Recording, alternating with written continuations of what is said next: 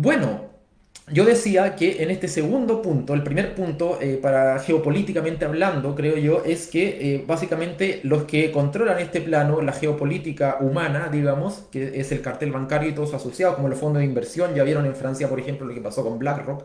BlackRock, Vanguard, State Street son tres de los fondos de inversión que prácticamente controlan industrias de todos los sectores de la Tierra, tienen activos pero billonarios, hablando en dólares, obviamente.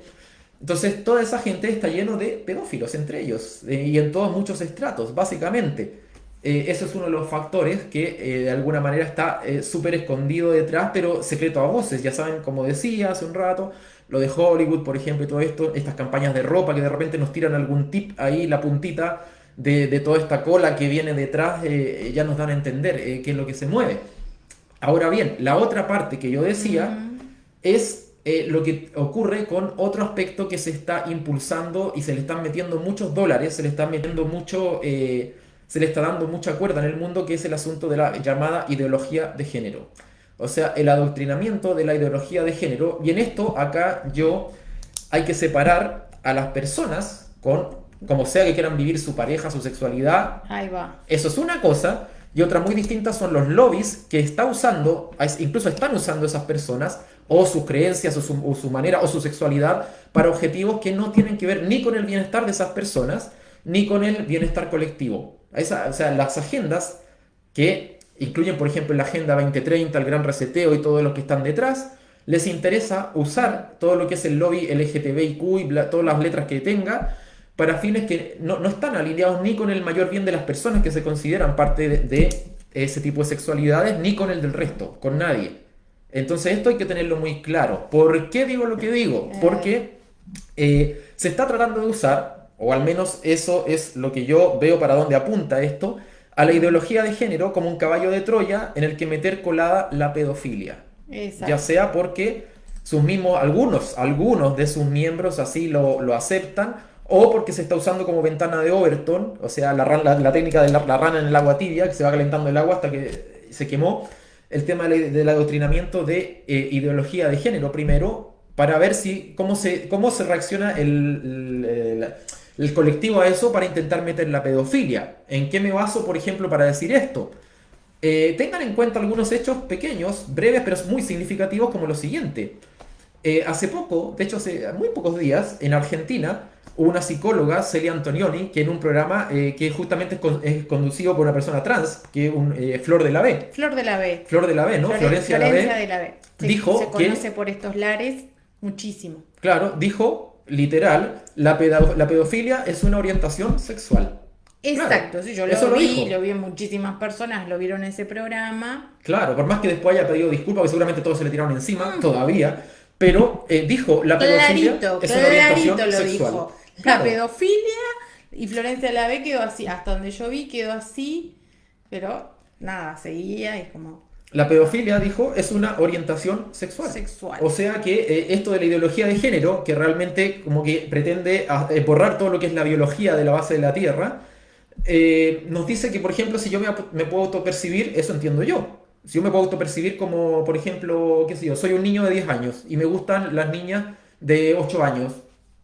Según esa ideología estaría todo Ningún perfecto. Me problema. tendrían que respetar mis derechos y Según el que no eso, estuviera de acuerdo con eso estaría cometiendo un delito de odio, ¿no? Para allá van las legislaciones de estos países. un patriarcade. Claro, entonces hay que tener cuidado con estas cosas porque se están tratando de colar. O sea, una consecuencia lógica que se deriva como un corolario, digamos, de la ideología de género, en algunas de estas cosas puede tener que ver justamente con la pedofilia, como si fuera una orientación sexual más. Es cosa de escuchar, por ejemplo, porque estas agendas se repiten en distintos lugares del mundo. Si uno escucha a Irene Montero, que se armó un lío tremendo allá en España, que es del partido Podemos, eh, hicieron esta famosa ley, la ley del solo sí es sí, que la conocen en España, que al final terminó liberando, bajando las penas a violadores que estaban en la cárcel. Pero bueno, es otro tema. Dijo, si mal no recuerdo, fue ella que dijo que los niños tenían derecho a tener relaciones sexuales con quien ellos quisieran, bastaba que un poco menos que con su consentimiento. Estamos hablando de Y niños, además se los niños. está induciendo. Claro, se los está sexualizando de manera que ellos no la piden y de manera que responde a una agenda específica. Otro hecho que sumó al cóctel, si recuerdan, hace poco se destapó en Chile, país del cual yo soy originario, También algo que generó mucho revuelo, el escándalo de las tesis pedófilas. No sé si ustedes oyeron hablar de eso, que son tesis que provenían del Departamento de Estudios de Género, justamente, que sabemos que ahí es donde invierten plata gente que está detrás de estas agendas, y todas las fundaciones filantrópicas, por ejemplo, la Open Society del tío George Soros, que está metida en muchas de estas cosas, ha puesto muchos millones de dólares para el feminismo, este feminismo de género, que está muy implicado con estas cosas también, y con todo lo que es la ideología de género. Han puesto mucho dinero y muchas instancias para que esto se difunda y se adoctrine, por ejemplo, los sistemas educativos de distintos países. Entonces, Laura Castro nos manda un saludo también, que sí. pudo escuchar, está pudiendo Hola, escuchar. hola Laura. Laura Castro. Pues se Gracias canceló un por la ensayo para escucha. escucharlo. Gracias por los saludos, te mandamos un saludo de vuelta también. Entonces, decía yo que en este tema de las tesis pedófilas, por ejemplo, se destapó que había tesis que habían estado hechas por alumnos que pertenecían a, de hecho, comunidad LGBT, curiosamente, militantes, y que estas tesis eran básicamente una apología a la pedofilia. Es cosa de leerlas. Si uno las puede buscar por la red, estas tesis todavía deben estar, y se lee y es que es inexcusable. O sea, son muy claros. Es una apología a la pedofilia, por más que la quieran disfrazar de filosofía, porque esto fue la Facultad de Filosofía, el Centro de Estudio de Género de la Facultad de Filosofía, En Chile. en la cual yo estudié también, así que conozco esa facultad. Eh, entonces, es muy claro ahí para dónde se está intentando llevar la cosa. Obviamente esto generó revuelo, salió la universidad, también tuvo que salir a dar explicaciones, pero ahí quedó un poco el tema.